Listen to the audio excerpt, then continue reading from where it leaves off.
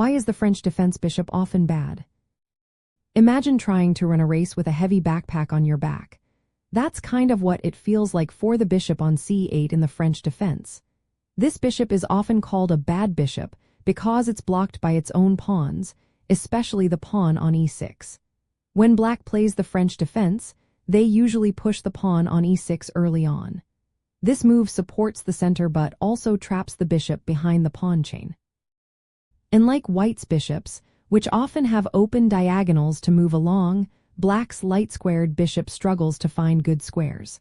It's like being stuck in traffic with no clear route. The center in the French defense tends to become closed or semi-closed after white pushes e for and e5. This means the pawn chain blocks the bishop from participating actively in the game.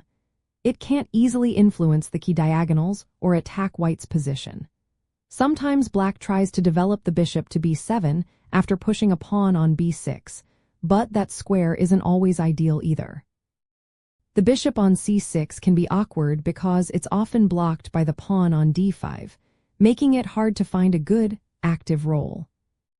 Strategically, black might even trade this bishop for white's knight in some lines, like in the win-hour variation. Black accepts doubled pawns or a weaker pawn structure to get rid of the passive bishop. This trade can help black open lines and create counterattack chances elsewhere.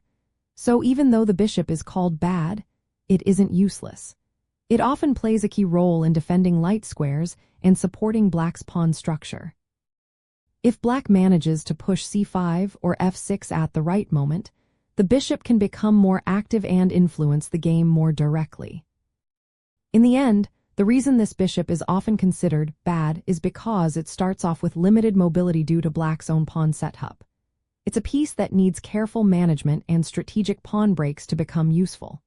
While it may seem like a weakness at first, with patience and good planning, it can turn into a solid part of black's defense. The key is knowing when to accept its limitations and when to open lines to make it more active.